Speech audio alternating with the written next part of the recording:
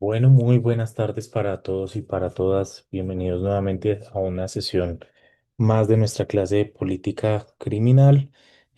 Carlos, Edwin, Fabiana, Jason, muchas gracias por su asistencia. Profe Edwin, cuando su merced disponga, podemos empezar. Muchas gracias.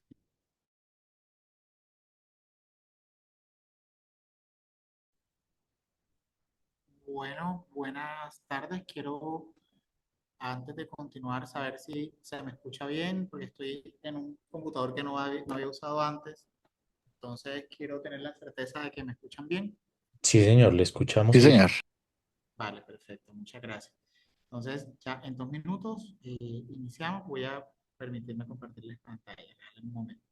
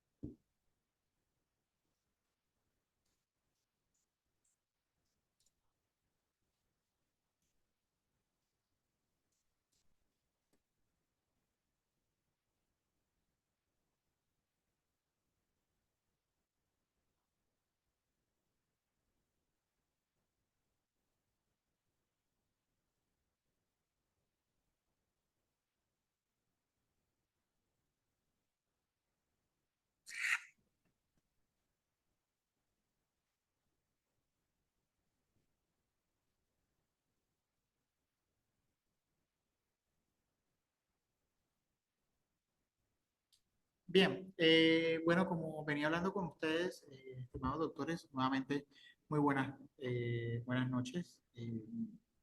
Continuamos el día de hoy con el tema de la política criminal en el Perú. El día de hoy vamos a analizar un poco cuál ha sido la política criminal en materia penitenciaria, sobre todo una reciente modificación que creo que se las había anunciado la sesión pasada, referente a la política criminal en Perú, es decir, qué estrategias se habían estado implementando para eh, reducir el hacinamiento carcelario. Creo que ya incluso cuando analizamos la política criminal tanto argentina como en Perú, en México, perdón, habíamos analizado o eh, habíamos visto que esta política criminal o esta situación, perdón, de hacinamiento carcelario es transversal a toda Latinoamérica, que puntualmente en algunos países, como por ejemplo en México, no existe el tema o no se da eh, no se da esta estructuración, por decirlo de alguna manera, de acciones constitucionales celebradas para la protección de los derechos fundamentales, sino que se realiza una especie de juicios abreviados en el marco del proceso del juicio de amparo. Asimismo, también hemos visto cómo en otras instancias judiciales o en otros escenarios eh, internacionales, como por ejemplo en Argentina, nos hablaba la doctora Elizabeth respecto al hacinamiento carcelario que podía provocar la judicialización o que ha acrecentado la judicialización de la criminalidad organizada. Es por eso que diferentes países, desde el punto de vista de la agenda político-criminal, que ya lo hemos venido tocando, lo hemos venido manejando un poco, han establecido una serie de prerrogativas, una serie de parámetros en materia de actuación para hacerle frente a el hacinamiento carcelario como un problema de política criminal. Ya lo había manifestado cuando realizamos o analizamos los parámetros generales de la política criminal colombiana, y es que una de las prioridades generales, una de las prioridades del Plan Nacional de Política Criminal es precisamente hacerle frente al hacinamiento carcelario de cara a la humanización del sistema penitenciario. Es por eso que se han venido paulatinamente desde la vigencia de este Plan Nacional de Política Criminal, implementando estrategias no solamente encaminadas a desasinar el sistema carcelario, sino también encaminadas a humanizar el cumplimiento de la pena. Y es allí en donde encontramos estrategias desde lo local, desde lo nacional, como incluso desde lo local, en donde se busca que el cumplimiento de la pena sea más respetuoso con los derechos humanos y se promueva o se implementen políticas de descongestión judicial para generar un deshacinamiento carcelario. Pero la problemática, digo en el caso colombiano, se ha trasladado a las estaciones y subestaciones de policía, así como a los centros de detención transitoria, a tal punto que ya han existido dos pronunciamientos por parte de la Corte Constitucional, reitero, en el caso colombiano, en donde se declara un estado de cosas inconstitucionales, no solo dentro de las cárceles, como ya en otro hora se dio, sino también dentro de los establecimientos penitenciarios, dentro de los centros transitorios de detención y las estaciones de policía que no están, reitero, legitimadas para cumplir esta función eh, criminal de cara al cumplimiento de una medida de aseguramiento.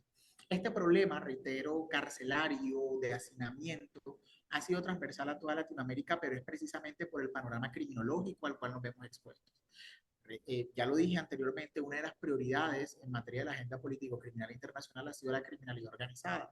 Y cuando nosotros hablamos de criminalidad organizada, hacemos referencia a una criminalidad compleja, a que no estamos frente a una situación en la cual un individuo comete una conducta de manera particular e individual, si se quiere decir de alguna manera, sino que estamos frente a un grupo de individuos que generan delitos eh, con mayor punibilidad y que el hecho incluso de estar concertados genera mayor punibilidad. Eso acrecenta el fenómeno criminal y por lo tanto acrecenta el uso del derecho penal como mecanismo de defensa social y de defensa normativa.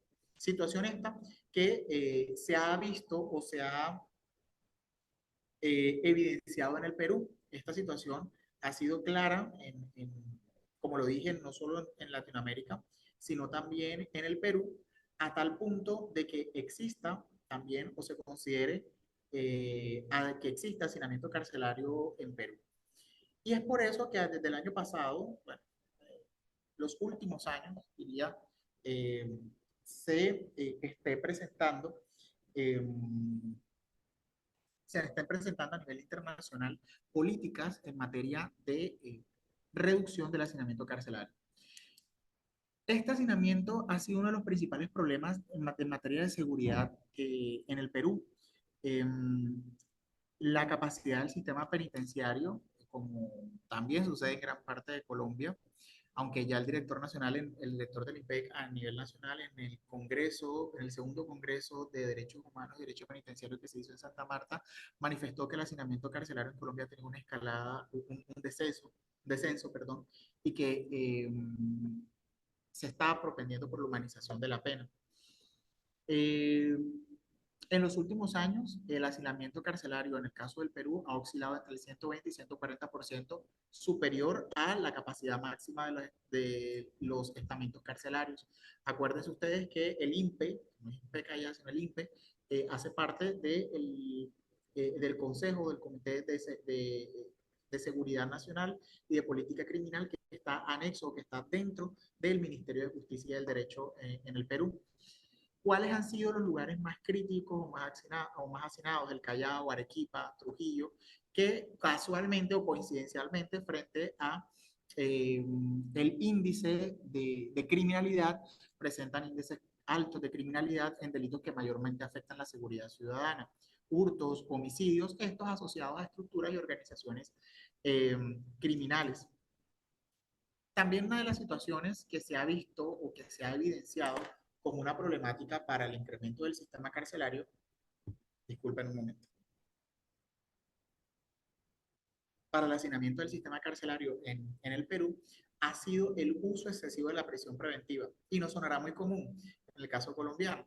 Y es que, a diferencia de nuestro código, recuerden ustedes que la clase pasada les dije que el código de procedimientos penales es de la década pasada, en el caso peruano, eh, y que ha venido en una paulatina implementación hasta el año 2016 más o menos.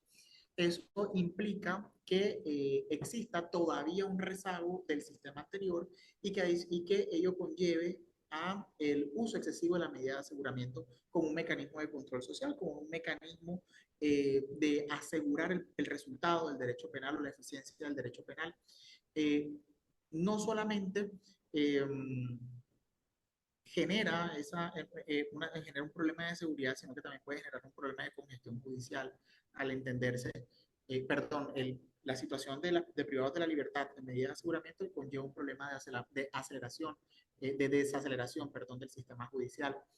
Eh, de acuerdo a las estadísticas de misiones observadoras de derechos humanos, un porcentaje entre el 30 y 45% más o menos de la población privada de la libertad en las cárceles que anteriormente dijo, en los establecimientos penitenciarios, que anteriormente señalé que son los que están ubicados en el Callao, en Trujillo, Chorrillos, en Arequipa, en Perú, eh, aproximadamente el 30-45% de su población carcelaria son personas que no están condenadas, sino personas que se encuentran bajo una medida de aseguramiento como detención, como una forma de detención preventiva. Una de las situaciones que mayormente ha generado también el incremento adicional, reitero, a esta problemática de el uso excesivo de la prisión preventiva y de pronto la implementación paulatina del sistema penal adversarial, del sistema penal acusatorio, con tendencia acusatoria, aunque allá sí pues está denominado como sistema penal acusatorio adversarial, eh, ha sido la insuficiencia de la infraestructura carcelaria, pero eso es consecuencia también de la pluralidad de individuos que están en esos establecimientos. Y adicionalmente, el crecimiento de las organizaciones criminales dedicadas al tráfico ilícito de estupefacientes, que se popularizaron en la última década, reitero, la transición político-criminal en Perú en materia de justicia penal acusatoria, de justicia penal, perdón, ha tenido un antes y un después del nuevo sistema penal del 2016 hasta acá. Entonces, a partir de la última década más o menos, adicional a ese plexo normativo que existió, también existe una realidad jurídica y es el incremento de las organizaciones criminales que hacen parte o que están ubicadas al norte del territorio peruano. Vamos a ver entonces este informe, un flash noticioso, que nos evidencia o nos pone de presente cuál es o de qué se trata una de las principales modificaciones legislativas que fue la modificación al decreto legislativo 1585 que se realizó el año pasado, es decir, del 2024. Es una modificación al decreto 1585 para frenar el hacinamiento carcelario o por lo menos lograr una eficiente reducción. Y voy a proyectarlo y posteriormente a ello continuamos dialogando frente a cuáles han sido adicionalmente los temas infraestructurales, más bien sistemas, problemáticas en materia de justicia puntualmente, que han generado una situación crítica en materia carcelaria y político-criminal consecuentemente en el Perú. Permítanme, voy a compartirles pantalla.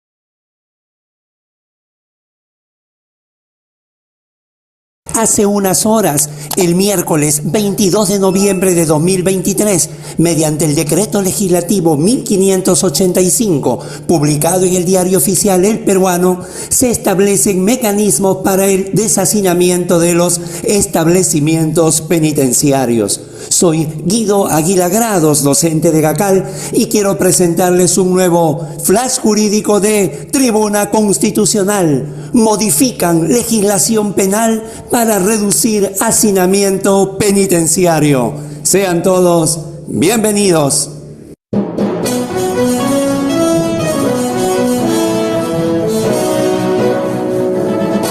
El decreto legislativo 1585 modifica el Código Penal, el Código Procesal Penal, el Código de Ejecución Penal, el decreto legislativo 1322, Vigilancia Electrónica Personal, la ley 30.219, Beneficio Especial de Salida del País para extranjeros que cumplen pena privativa de libertad, y el decreto legislativo 1300, Procedimiento Especial de Conversión de penas privativas de libertad por penas alternativas en ejecución de condena, con la finalidad de dar cumplimiento a la sentencia recaída en el expediente 5436-2014, proceso de habeas corpus dictado por el Tribunal Constitucional.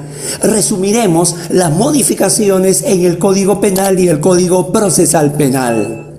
En el Código Penal, las penas limitativas de derechos de prestación de servicios a la comunidad y de limitación de días libres se aplican sustitutivas o alternativas de la pena privativa de libertad, cuando la sanción sustituida a criterio del juez no sea superior a 5 años. El juez podrá convertir la pena privativa de libertad no mayor de 5 años en otra de prestación de servicios a la comunidad o limitación de días libres. El juez, de oficio o a pedido de parte, puede convertir la pena privativa de libertad en pena de vigilancia electrónica personal en aquellos casos en que, primero, la pena impuesta sea no mayor de 10 años, y segundo, la pena impuesta sea menor de 10 años y menor de 12 años, de manera conjunta a la pena de vigilancia electrónica personal. Se impone la pena de prestación de servicios a la comunidad o limitación de días libres. En todos los delitos culposos previstos en el Código Penal, el juez impone preferentemente la pena de vigilancia electrónica personal por la de privación de libertad efectiva. El juez puede suspender la ejecución de la pena cuando la condena se refiera a pena privativa de libertad no mayor de 5 años. Excepcionalmente, puede aplicarse la suspensión de la ejecución de la pena cuando la condena se refiera a pena privativa de libertad no mayor de 8 años y el autor o partícipe del delito carezca de antecedentes penales y sea menor de 25 años al momento de cometer el delito, exigiéndose una motivación reforzada. El plazo de suspensión es de 1 a 4 años y en caso de excepción el plazo de suspensión puede extenderse hasta 7 años. El juez puede disponer la reserva del fallo condenatorio cuando el delito está sancionado con pena privativa de libertad no mayor de 4 años. Y finalmente, excepcionalmente puede aplicarse la reserva de fallo condenatorio cuando la condena se refiera a pena privativa de libertad no mayor de 7 años y el autor o partícipe del delito carezca de antecedentes penales y sea menor de 25 años al momento de cometer el delito, exigiéndose una motivación reforzada. El plazo de reserva del fallo condenatorio es de 1 a 3 años y en el caso de la excepción, el plazo de suspensión puede extenderse hasta 6 años. Código Procesal Penal. El juez puede dictar el mandato de prisión preventiva cuando la sanción a imponerse sea superior a 5 años de pena privativa de libertad. El juez de la investigación preparatoria, transcurridos 6 meses desde el inicio de la ejecución de la prisión preventiva o desde la última audiencia en la que se hubiera discutido su cesación, revisa de oficio la vigencia de los presupuestos que dieron lugar a su imposición. La revisión se realiza obligatoriamente durante todo el tiempo que dure la medida coercitiva. El recurso de apelación contra el auto que se pronuncia sobre la solicitud de cesación de quien se dicta auto de cesación de la prisión preventiva. Y finalmente, en caso se dicte la cesación de la prisión preventiva en el marco de la revisión de oficio, el Ministerio Público puede interponer recurso de apelación, lo que impide la excarcelación del imputado.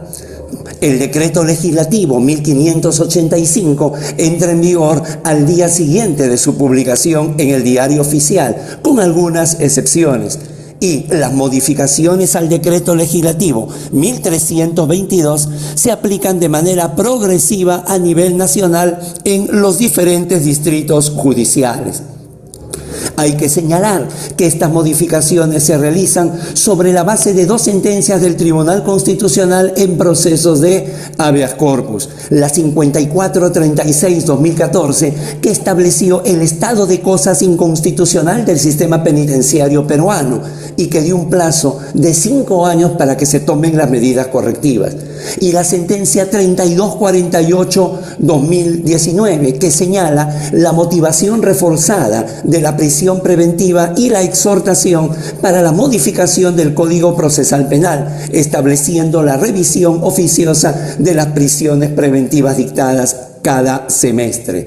Definitivamente, con este decreto legislativo 1585 se logra un avance en 2 dimensiones. Primero, acabar con el hacinamiento penitenciario y segundo, el fortalecimiento de las garantías constitucionales del proceso penal.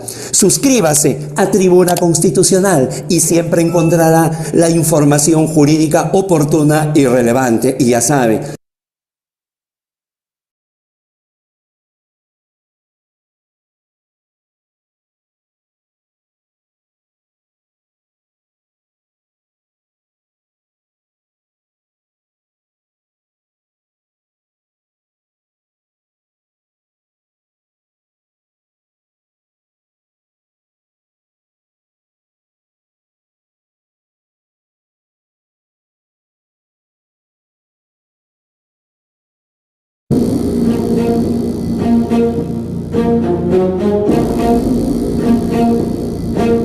Histórico. Así definieron las autoridades penitenciarias y de justicia la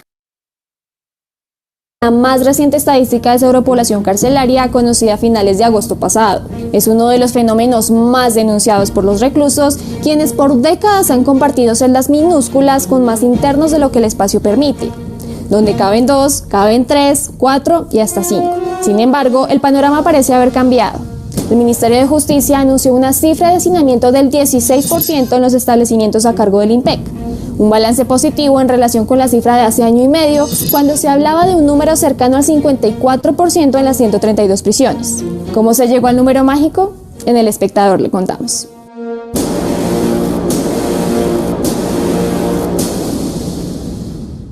Para iniciar, veamos cómo está el paisaje carcelario al sol de hoy. Según el INPEC, en los cerca de 82.000 cupos carcelarios permanecen 96.097 internos. En otras palabras, por cada 100 lugares ocupados hay una sobrepoblación de 16 a nivel nacional. Por ejemplo, en la región central, que cuenta con 42 cárceles, hay 35.000 personas en un espacio de 31.000. En la región occidente, con 22 establecimientos, permanecen 18.000 internos en cupos para 16.000. La región más estable es la denominada Viejo Caldas, que cubre a Caldas, Tolima, Risaralda, Quindío, Valle y otros departamentos, pues hay 11.682 presos en 11.164 cupos. Más allá de los números, así se vive el hacinamiento. Estar hacinado físicamente es una situación tan deplorable, tan paupérrima, Cuando llegué, yo no alcancé a estar en una celda, estuve en un pasillo, en una rotonda, donde los hombres estaban echados en el pasillo de A3, así en el piso, un pie sobre la cabeza sobre los pies, hasta el fondo de los baños. El pospenado que acaban de escuchar es solo un caso de los cientos de miles registrados, pues desde 1998 la población carcelaria viene rebasando la capacidad del Estado para construir cárceles. La población privada de la libertad crece más rápido que los cupos carcelarios por la sencilla razón de que es mucho más dispendioso, costoso crear nuevas cárceles o mejorar la infraestructura existente. En cambio, frente a fenómenos criminales que generan ansiedad social, rechazo social, las medidas que suelen tomar los gobiernos y el Congreso es llevar más personas a la prisión para tranquilizar a la población. Esto lo hacen a través de distintas formas, como la creación de nuevos delitos, el aumento de las penas, la restricción de los subrogados y otros beneficios para que las personas puedan salir anticipadamente de la cárcel, o de medidas alternativas a la prisión como formas de sanción, y además al aumento de la atención preventiva en las cárceles, frente a las personas que son acusadas y procesadas por supuestamente haber cometido un delito. Y mientras las distancias intramuros cada vez se hicieron más pequeñas, la Corte Constitucional ha concluido 3 veces que en las cárceles colombianas se violan prácticamente todos los derechos humanos. Y en consecuencia ha reiterado que frente a esta situación existe un estado de cosas inconstitucional. Lo que encontró la Corte Constitucional en 1998 en las cárceles colombianas no fue otra cosa distinta de un conjunto de condiciones que atentaban contra la dignidad de la persona humana. Hacinamiento, insalubridad, inseguridad, falta de atención médica, mala alimentación, en fin, todo ello iba contra ese respeto que merece toda persona, así esté condenada o esté privada de su libertad. Por eso la Corte declaró el estado de cosas inconstitucional. De acuerdo con Santiago Tobón, director del Centro de Investigaciones Económicas de la Universidad de AFIT, controlar el hacinamiento no es una tarea que se vea reflejada solo tras las rejas. En un informe de noviembre de 2020 concluyó que en Colombia es menos probable reincidir en el crimen si se purga la pena en una cárcel en buenas y regulares condiciones, un 36% frente a los centros con menos garantías. Manuel Iturralde agrega que las cárceles, por si fuera poco, están construidas y operan a la medida de los hombres, lo cual es un problema porque según el DANE, entre 1991 y 2018, la tasa de mujeres en prisión por cada 100.000 habitantes aumentó en un 219%. La política penitenciaria suele ser pensada para los hombres. ¿En qué sentido? La infraestructura de las cárceles, los servicios que presta la cárcel, el tipo de resocialización que ofrece la cárcel está pensada para, más que todo, los hombres y no las mujeres. Y por lo tanto no se atienden las necesidades y el contexto particular que deben enfrentar las mujeres. Ahora bien, el ministro de Justicia, Wilson Ruiz Orejuela, asegura que ese histórico 16% de hacinamiento es el resultado de políticas pensadas para una población que, si bien está penalizada, sigue siendo de especial protección. Se han hecho brigadas jurídicas para revisar los procesos de aquellos privados de la libertad que argumentan cumplir requisitos para la obtención de beneficios extramurales. También hemos recibido apoyo de los jueces de ejecución de penas que han otorgado dichos beneficios cuando hay lugar a ello. Se han realizado traslados de personas privadas de la libertad por consideraciones de seguridad y de acuerdo con los niveles de ocupación de los centros de reclusión. Nuestro objetivo es seguir mejorando las condiciones de las personas privadas de la libertad, porque si bien están respondiendo por delitos que cometieron, son seres humanos a los que el Estado debe garantizar sus derechos. Que los centros carcelarios estén menos hacinados es fundamental para que estas personas puedan cumplir de una mejor manera con sus programas de resocialización. De igual forma, ayuda a nuestros funcionarios con la obtención de mejores escenarios en el marco de la seguridad y la protección de los derechos humanos. De acuerdo con el Código Nacional Penitenciario y Carcelario, en cada prisión se entenderá como grave un nivel de sobrepoblación superior al 20%. Ese dato toma relevancia si examinamos con lupa las recientes estadísticas. Si bien el hacinamiento total está en un 16%, establecimientos como la cárcel de Villahermoso en Cali permanecen en niveles de 118%, con más de 4.400 internos en solo 2.000 cupos. Lo mismo sucede en Valledupar, Riohacha, Santa Marta y Andes y Santa Bárbara, Antioquia. El caso más grave se registra en la cárcel de Caucasia, Antioquia. Con una sobrepoblación de 296%, hay 187 internos en solo 63 cupos. Por otro lado, hay 40 establecimientos que pueden recibir población privada de la libertad. Allí hay que anotar a Girón Santander, donde hay 2.100 internos y caben otros 300. Manuel Iturralde además concluye que el problema se trasladó del centro de reclusión. Lo que hemos visto es que la población que ha dejado de ingresar a las cárceles, bien sea porque está condenada por un delito o está sindicada o acusada de haber cometido un delito, está siendo retenida en otros espacios como las estaciones de policía, las URIs, que no son espacios propicios para detener por periodos prolongados a las personas.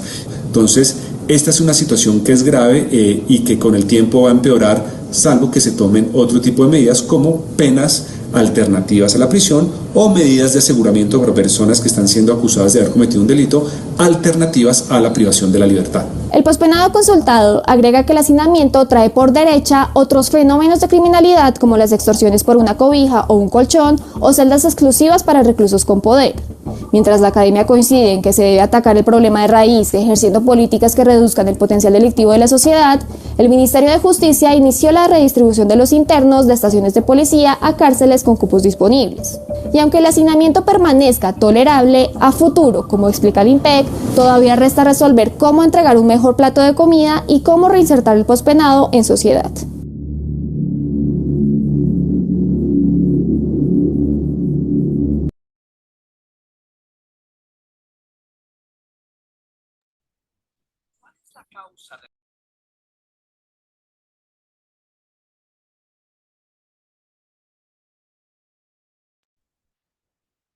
Bueno, vale chicos, perdón doctores, efectivamente aquí les quise poner los dos videos, tanto, bueno, uno de un análisis académico frente a la reforma al decreto 1585, el decreto legislativo 1585 del 2023, había cometido un error, había hecho 2024 del 2023, de Perú, con las recientes, digo recientes porque el panorama que se muestra ahí fue de hace 2 años. Eh, situación de política criminal carcelaria que existe en Colombia. Evidentemente, mire que tenemos una situación similar y digamos el propósito de esta materia o de esta clase es precisamente ese, poder realizar, poder realizar análisis comparados de qué es lo que sucede en nuestro territorio o qué es lo que sucede en nuestro país frente a determinados problemas de política criminal y política pública criminológica frente a lo que sucede en otros territorios. Entonces tenemos una situación muy particular y era en la que yo me quería centrar y es el estado de cosas inconstitucionales en las cárceles. Ya miren ustedes que el académico, en el caso de Perú, en el caso del Perú, se los decía o se los manifestaba eh, que existía un estado de cosas inconstitucionales en las cárceles o en los establecimientos penitenciarios de este país, de este país latinoamericano y que adicionalmente ese estado de cosas inconstitucionales había generado o ha generado que existan medidas encaminadas a, eh, obviamente no dicen estado de cosas inconstitucionales en las cárceles propiamente, dicen estado de cosas inconstitucionales en todo el sistema carcelario, lo cual ha conllevado que se replanteen las políticas de hacinamiento carcelario, concediendo determinados beneficios en materia punitiva y determinadas garantías, o materializando más bien determinadas garantías eh, punitivas en el curso del marco del proceso, de los procesos.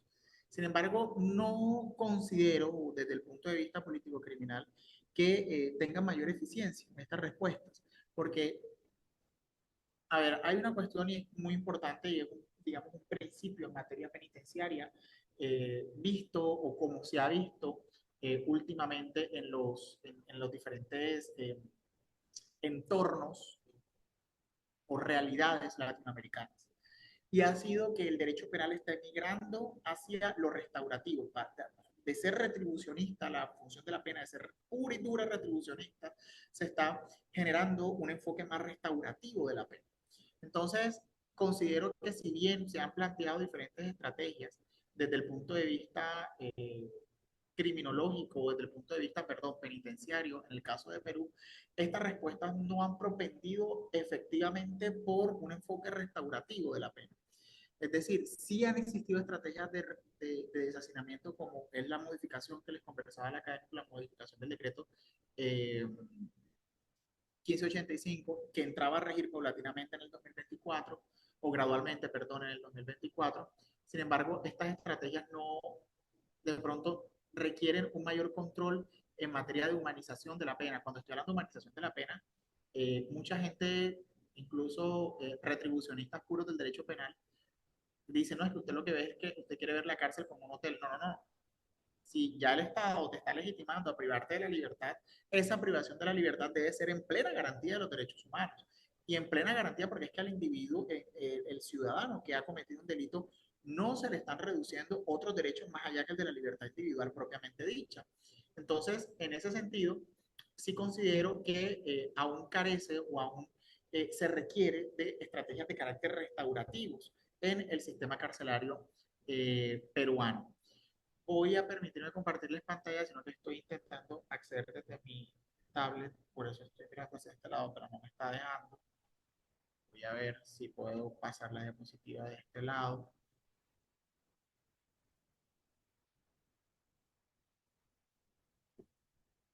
Dame un momento, disculpen un momento, doctores.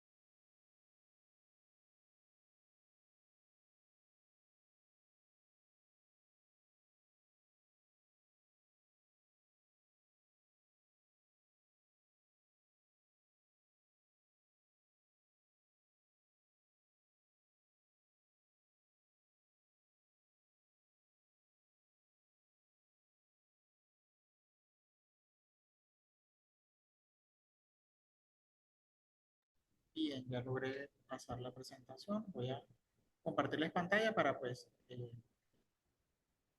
finalizar esta parte ya del análisis de la política criminal con enfoque penitenciario, puntualmente en el caso de Perú.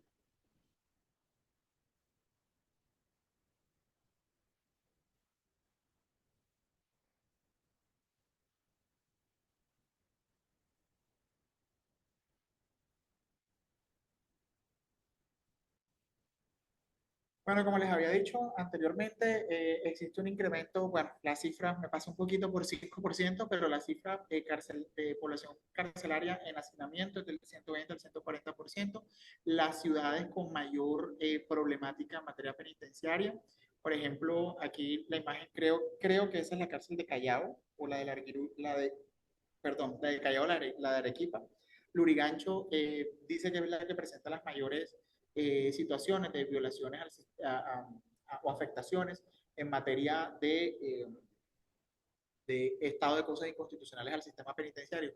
Un aspecto que me parece importante frente al estado de cosas inconstitucionales diferente al estado de cosas inconstitucionales del 98 y más adelante del 2002 en el caso colombiano, y es que aquí estamos hablando de un estado el estado de cosas inconstitucionales a todo el sistema penitenciario, no solamente a aquellos que están bajo condena, sino también en medida de aseguramiento en el caso peruano. Las principales causas del hacinamiento, voy a explicarlas cada uno, como lo venía diciendo: el uso excesivo de la prisión preventiva, políticas punitivas con endurecimiento de penas, situación que repite el Estado colombiano, y por eso quise ponerle estos dos videos en contexto.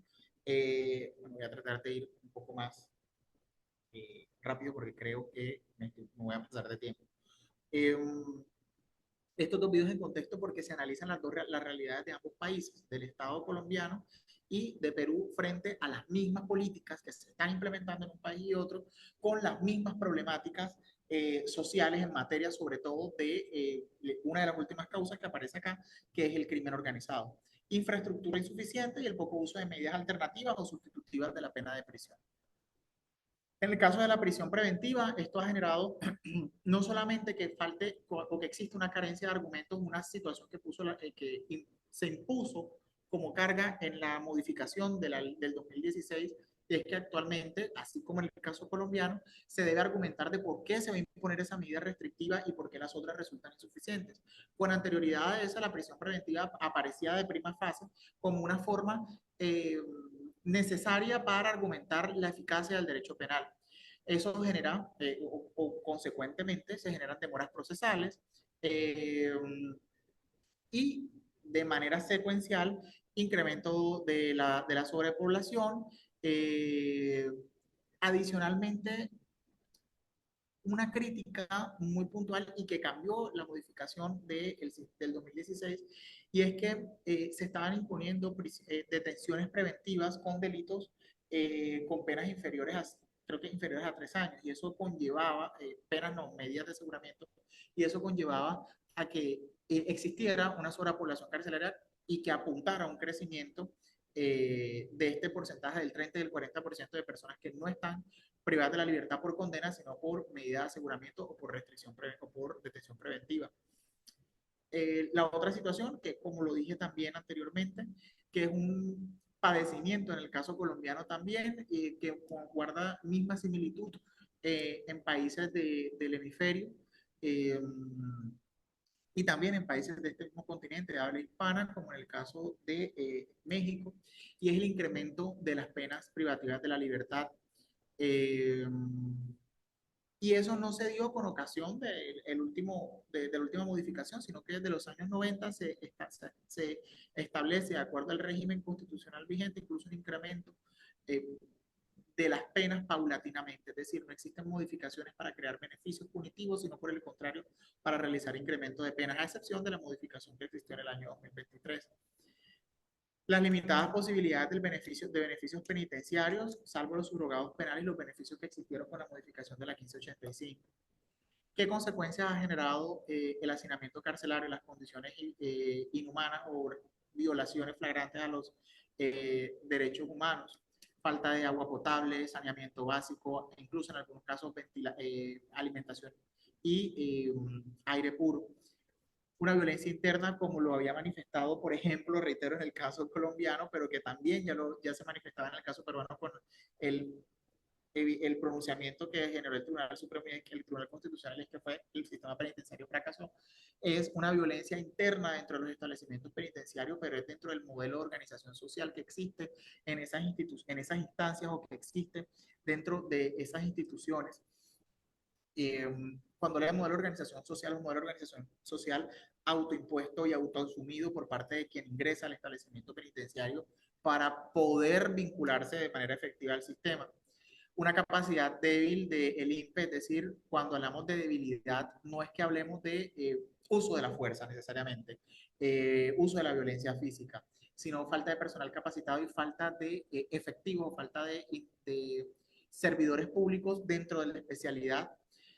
Las condiciones inhumanas ha conllevado consecuentemente a carencias sanitarias y como se sigue incrementando la pena o como se sigue generando un escenario o un panorama en la cual se muestra el incremento de la pena como única respuesta, no hay una efectiva reinserción social. Situación que, reitero muy respetuosamente, critico frente al decreto legislativo modificatorio del 1585 para el año 2023, y es que estas políticas de deshacinamiento que apuntan a unos beneficios punitivos o sustitutivos penitenciarios y al fortalecimiento de la infraestructura carcelaria no están encaminados a una aplicación del sistema restaurativo punitivo y consecuentemente tampoco a la aplicación de una reinserción social, es decir, no se establecen estrategias efectivas que permitan la reinserción social del individuo desde el punto de vista de la garantía de sus derechos.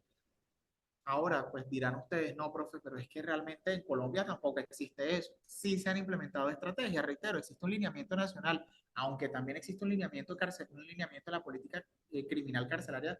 En el caso peruano también existe un documento autónomo.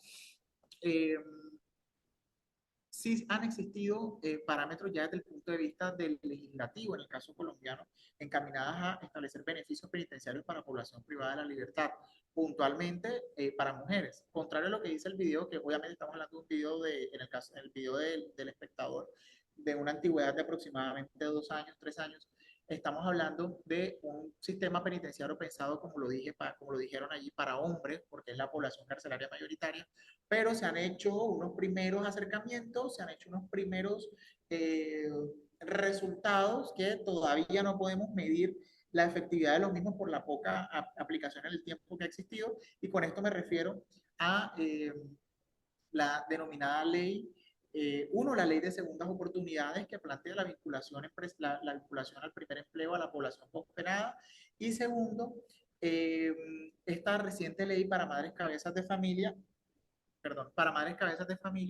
que obtengan beneficios en materia de pena, aplicándole un nuevo sustitutivo y de hecho modificando el Código Penal, estableciendo una forma sustitutiva de la pena en aplicación de la utilidad pública, una estrategia que considero viable, pero que requiere mayor análisis criminológico de su aplicación, es decir, en qué establecimientos, en qué lugares, cuáles son las plazas públicas que existen para la aplicación de la ley de utilidad pública a mujeres cabezas de familia que hayan cometido el delito en condiciones de ignorancia o de suprema precariedad. Eh, Adicionalmente o sumado a esta situación, que el delito tenga una pena inferior a los 8 años y que sea asociado o que sea delito de tráfico de estupefacientes o hurtos. Reitero, una situación que a mí me parece o que consideraría viable desde el punto de vista de lo penitenciario como un enfoque restaurativo de la pena. De hecho, hace poco hay una directiva del IPEC que ha permitido, y creo que en muchas ciudades del país lo han podido visualizar, sobre todo creo que ha sido novedoso en la costa, eh, los privados de la libertad como una forma de restauración, y cuando hablo de restauración no de restauración social, sino de restauración de la norma como institución que se debe respetar y proteger, han generado espacios eh, en donde realizan jornadas de limpieza a plazas y lugares y escenarios públicos y turísticos, en el caso de la ciudad de Santa Marta, escenarios turísticos, y eso genera un tiempo de redención de la pena. Adicionalmente, también otra forma, no de desasinar propiamente, pero sí de reducir la congestión judicial y consecuentemente la congestión carcelaria, el hacinamiento carcelario, ha sido la implementación del sistema de mediación penal con enfoque restaurativo como una medida que ha establecido la Fiscalía o que se ha establecido desde el ente acusador para, por ejemplo, delitos como lesiones, violencias intrafamiliares, hurtos, hurtos simples, eh, y también las causales de archivo, que recientemente también fue una resolución una política dentro del ente acusador. Y finalmente, el mecanismo de reparación integral como forma de reducción de la acción o como forma de extinción de la acción penal. Reitero, son políticas con enfoque restaurativo, políticas criminales con enfoque restaurativo, que conllevan a que el individuo reconozca su falta, reconozca el comportamiento que ha realizado y cómo puede hacer para conjurar los efectos de ese comportamiento.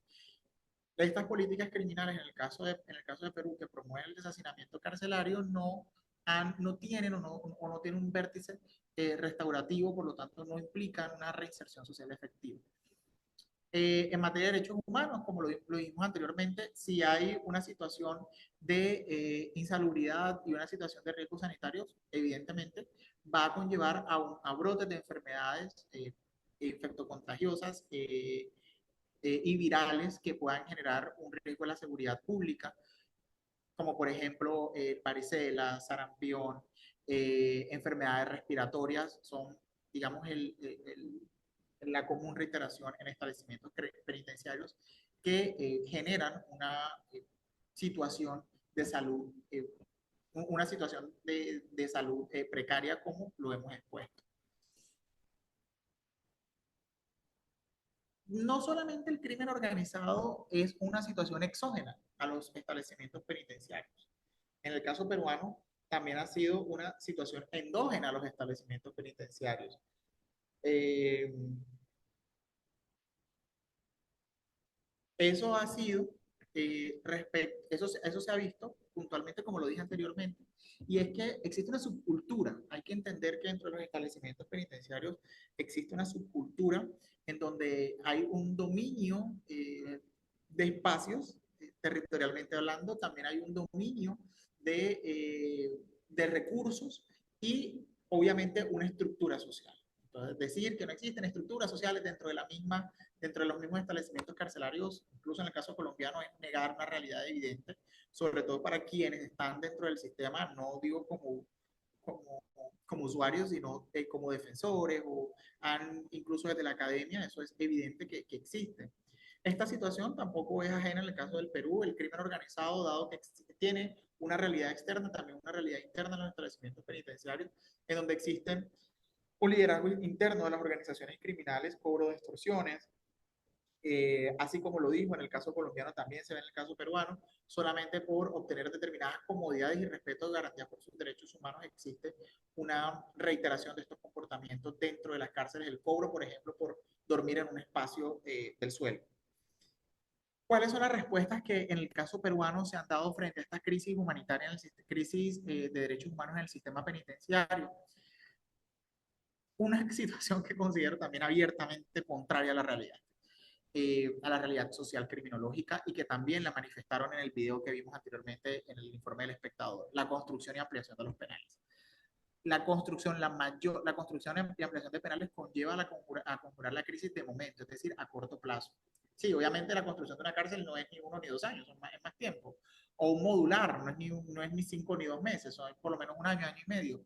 Un modular es un anexo a la prisión, a la infraestructura, pero es, digamos, la herramienta más rápida que se tiene y que es más fehaciente para la comunidad. Están ampliando la cárcel, van a meter mayores criminales dentro de los establecimientos penitenciarios. Digamos, la respuesta que políticamente el ciudadano puede comprender más fácilmente como una respuesta político-criminal, pero que realmente a largo plazo, esos espacios que se crearon para desasinar van a estar hacinados también. Si no se establecen políticas criminales de carácter preventivo, preventivo primario y secundario, van a redundar en la prevención terciaria en el sistema carcelario.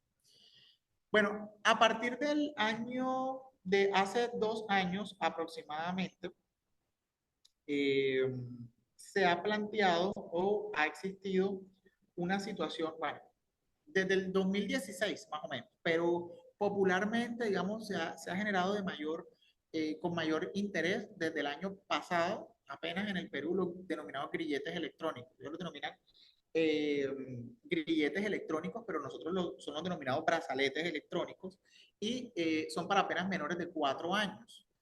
Es decir, no siempre la persona que va bajo medida de aseguramiento domiciliaria le implica la imposición de grilletes electrónicos. Eh, ¿Esto qué ha conllevado? O sea, ¿por qué digo que bajo uso? ¿Por qué se establece que bajo uso? Por el tema financiero. Adicional, a diferencia de nuestro sistema, estos grilletes electrónicos han sido de uso muy exclusivo por la implementación económica que ellos requieren.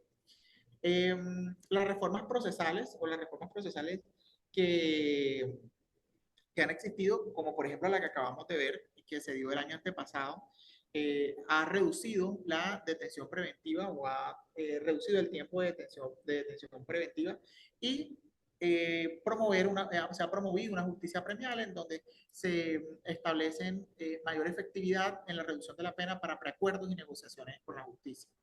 Asimismo, a partir de la pandemia o durante el COVID-19, que se extendió a 2021, si es caso, eh, existieron algunos indultos humanitarios para poder desasinar, claro, porque se generaban focos o vectores de expansión del virus, entonces se priorizaron los privados de la libertad de mayor peligrosidad y de manera autónoma desde el Ejecutivo. Recuerden que esa es una de las funciones que se puede tener desde la jefatura de Estado, promover los indultos y las amnistías o poder conceder indultos y amnistías. Se emitieron indultos a criminales o a condenados que tuvieran poco tiempo ya para el cumplimiento de la pena para terminar el cumplimiento de la pena de prisión y cuyos delitos fueran considerados delitos menores, es decir, con una pena considerablemente baja. Cuando hablamos de respuestas de APP, no son aplicaciones, sino asociaciones público-privadas. Estas son las fundaciones de carácter humanitario y incluso el sector empresarial se ha movido para cofinanciar la construcción de estos establecimientos penitenciarios y por fortalecer el seguimiento tecnológico a los privados de la libertad, es decir, financiar o cofinanciar los grilletes electrónicos. Pero reitero, ha sido también una estrategia no muy popular, ha sido algo muy intermitente que ha existido. Como lo dije anteriormente, a pesar de estas estrategias que analizamos, que obviamente son insuficientes, ¿cuáles son los desafíos que enfrentan? La reducción de la prisión preventiva. No se puede seguir utilizando la prisión preventiva como un mecanismo de defensa de la norma.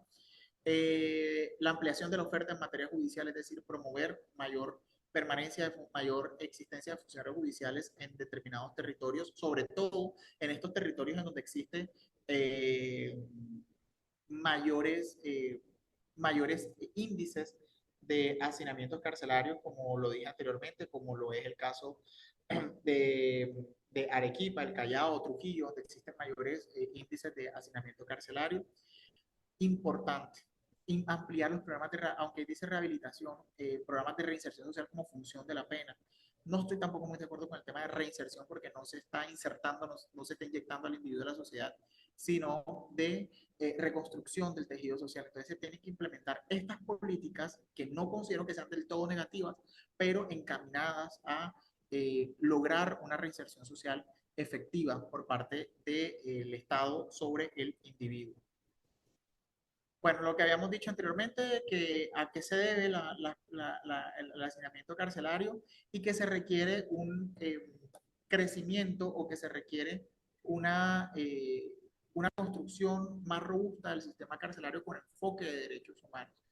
Es una situación real que clama o que se evidencia transversal para toda Latinoamérica, no solamente para el caso colombiano, como ustedes ya lo vieron, y quise traer de presente, o quise poner de presente el caso peruano, es por las tensiones políticas que ustedes ya son conocedores y que se han evidenciado en los últimos 10 años en el Perú, y que eso de manera alguna, miren ustedes, ha mejorado la situación carcelaria, la situación de derechos humanos en los establecimientos carcelarios. Por el contrario, se ha mantenido o se ha empeorado incluso.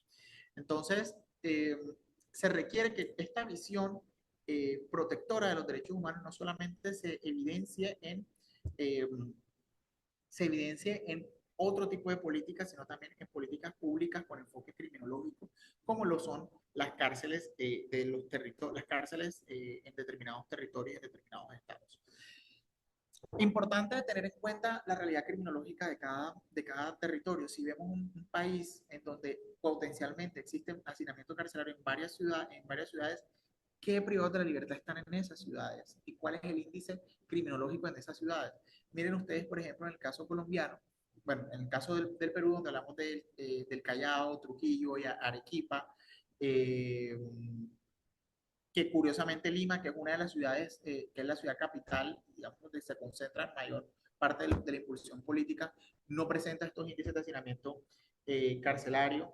Eh, eh, Lurigancho, como lo dije anteriormente, que no solamente es uno de los que presenta mayores índices de hacinamiento carcelario en el Perú, sino en en gran parte de Latinoamérica, llegó a considerarse así hasta hace unos años.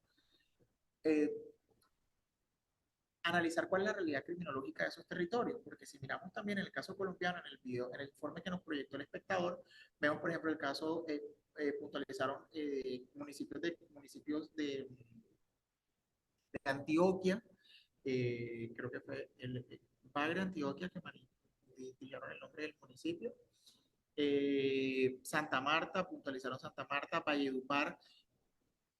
¿Qué población privada de la libertad está yendo a esos territorios y si verdaderamente pertenecen o tienen arraigo poblacional? ¿A qué voy con esto? Es que un privado de la libertad en un lugar fuera de su arraigo, a menos que sea por estrictas razones de seguridad pública, enfrenta o se convierte en un desafío para la seguridad de ese territorio. No para la seguridad pública, sino para la seguridad ciudadana de ese territorio. Situación similar, por ejemplo, en la cárcel de máxima seguridad que existe en Valledupar y que se construye o se da en razón a las consecuencias del paramilitarismo que existió, debo decir existió, reinante en determinado tiempo durante bastante tiempo en ese lugar del país, en ese departamento.